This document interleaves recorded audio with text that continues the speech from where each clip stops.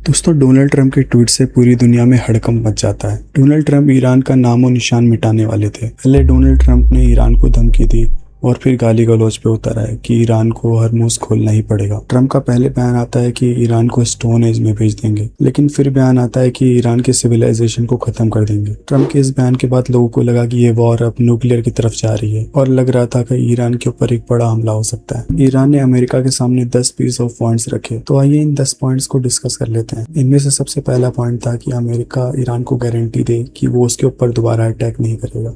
दूसरा पॉइंट ये कि अमेरिका को इस जंग को पूरी तरह खत्म करना पड़ेगा। टेम्परेरी सीज फायर या ट्रूस से काम नहीं चलेगा। दोस्तों, तीसरा पॉइंट है कि इजराइल का जो अटैक लेबनान पे हो रहा है उसको भी इजराइल को बंद करना पड़ेगा। यहाँ सबसे महत्वपूर्ण बात कि ईरान इस अपने 10 पॉइंट्स में लेबनान का भी ख्याल रख रहा है। दोस्तों, चौथा पॉइंट इसमें है कि ईरान के ऊपर से सारे सैंक्शन हटाने पड़ेंगे। जब तक कि यूएस के सारे सैंक्शन ईरान पर लगे हुए थे, उन सारे सेक्शन को पूरी तरह से ईरान पर से हटाना पड़ेगा। और दोस्तों, पांचवा पॉइंट है कि ईरान के एलाइज जैसे हूतीस और हिजबुल्लाह पर भी आपको सारे अटैक रोकने पड़ेंगे। यहाँ एक महत्वपूर्ण बात है कि ईरान ने उन्हें अपना एलाइज कहा है कि इन सब शर्तों के बाद ईरान स्ट्रेट ऑफ हॉर्मुज को खोल देगा। और दोस्तों, ईरान $2 मिलियन का ट्रांजिट फी लगाएगा हर उस शिप पर जो स्ट्रेट ऑफ हॉर्मुज से निकलेगी।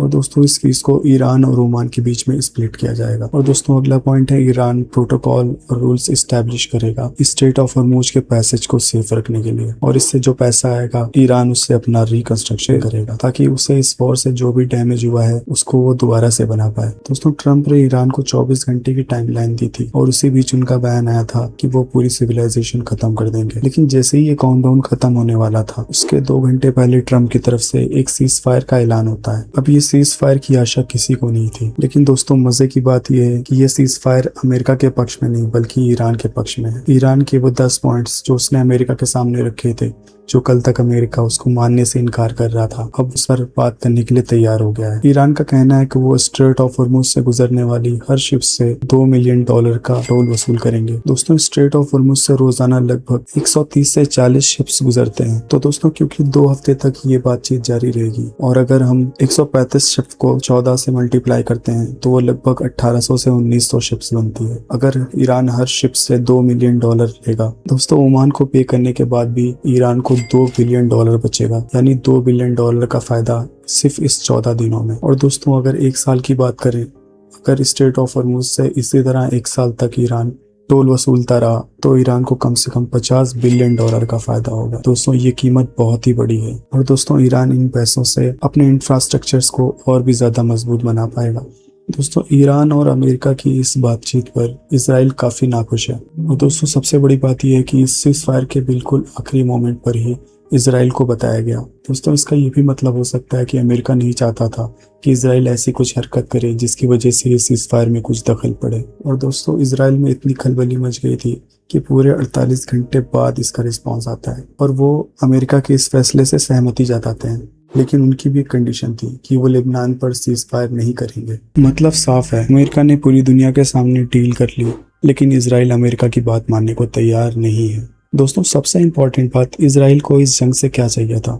इजराइल चाह रहा था कि इस जंग से ईरान का पूरा न्यूक्लियर प्रोग्राम खत्म हो जाए, ईरान की बैलिस्टिक मिसाइलों की प्रोडक्शन और उसको पूरी तरह से खत्म कर दिया जाए, हिजबुल्लाह और हुती को पूरी तरह से कुचल दिया जाए। लेकिन इस जंग के दौरान इनमें से इजराइल का एक भी मिशन कंप्लीट नहीं हुआ।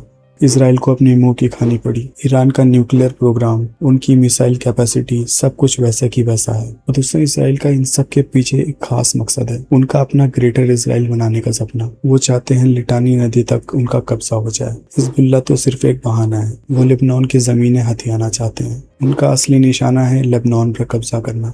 और उधर अमेरिका का इस जंग में बहुत ही ज्यादा लॉस हो गया है। अमेरिका के इस पूरी जंग के दौरान करीब $30 बिलियन का नुकसान हो चुका है। 13 सैनिक शहीद हुए हैं, सैकड़ों घायल हैं। और उधर इस जंग की वजह से कच्चे तेल की कीमतों में बहुत बड़ा उछाल आया है। कच्चा तेल $100 प्रति बैरल के भी ऊपर पहुंच चुका है, जो कि इस सीज फायर के चलते उम्मीद है कि अब वो दोबारा से नॉर्मल होना चालू हो जाएगा।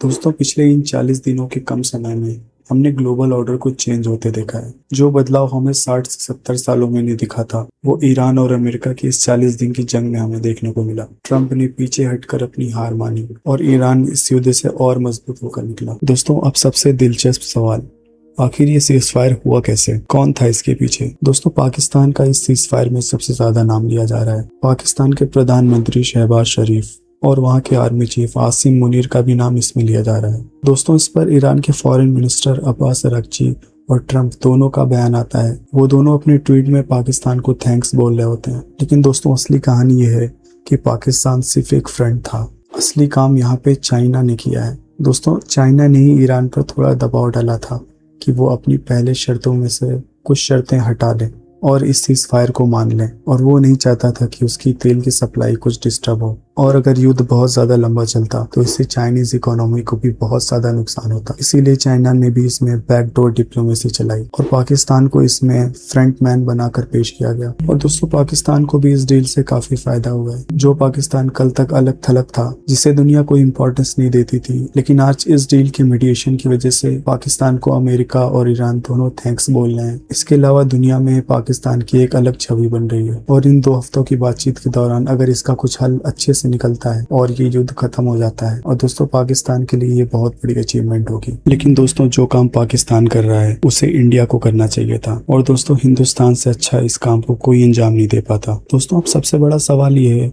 कि हमारा देश भारत इन सब में कहाँ था? भारत ने चुपचाप अपना खेल खेला। हमने सिर्फ अपने शिप्स को कोऑर्डिनेट करके ईरान से निकाला। हमने नीति अपनाई कि ये युद्ध हमारा नहीं है और हम नॉन अलाइंड हैं, जो कि बहुत ही अच्छा स्टेप है। लेकिन सच्चाई ये है, ये टाइम था हमारे देश के विश्व गुरु बनने का। हम इस युद्ध में मीडिएटर बन सकते थे, क्योंकि दोस्तों भारत का अमेरिका के साथ अच्छा रिश्ता है, और दोस्तों भारत का ईरान के साथ भी बहुत ही पुराना और अच्छा रिश्ता रहा है। और दोस्तों, भारत इजराइल का भी अच्छा डिफेंस पार्टनर है, और भारत रूस का भी पुराना दोस्त है। यानी भारत इस युद्ध में हर पक्ष से बात कर सकता था।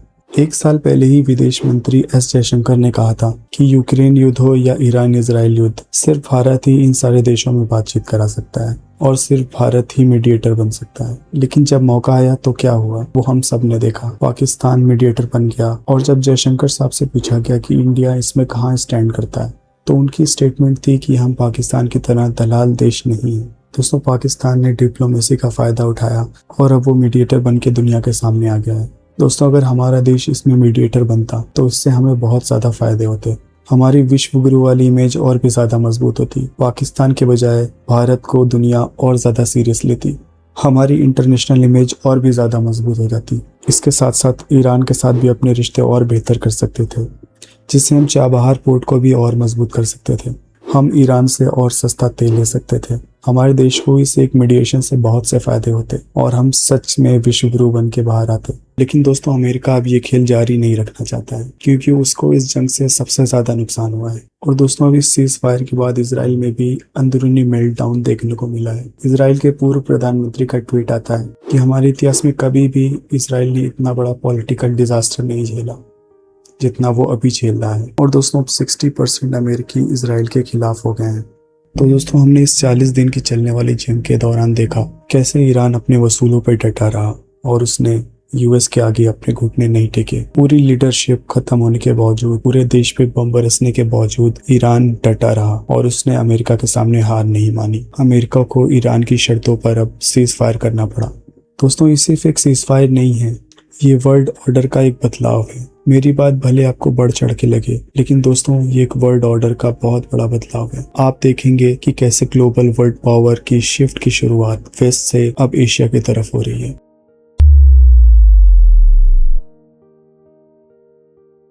तो दोस्तों, सबसे बड़ा सवाल ये है कि क्या ये सीज़फायर टिक पाएगा? क्या इजराइल इस बीच कुछ शैतानी करेगा इस सीज़फायर को तोड़ने के लिए, या फिर ट्रंप अपने अहंकार में आके फिर से इस युद्ध को शुरू कर देंगे? तो दोस्तों, हम आशा करते हैं कि इस सीज़फायर की बातचीत के दौरान अब कोई असली हल निकले और ये जंग अब खत्म हो जाए। आपकी राय बहुत मायने रखती है। कमेंट करके हमें अपनी राय जरूर बताइए कि आपका पॉइंट ऑफ व्यू इस जंग के बारे में क्या रहा है, आपकी ऑब्जर्वेशन क्या रही है, हमें कमेंट करके बताइए। और दोस्तों, इस बीच भारत को क्या करना चाहिए था या भारत अब क्या कर सकता है, कमेंट करके जरूर बताइए। अगर वीडियो अच्छा लगा हो तो इसको लाइक कर दीजिए, शेयर कर दीजिए और हाँ, चैनल को सब्सक्राइब कर लीजिए। मिलते हैं अगले वीडियो में। धन्यवाद। जय हिंद।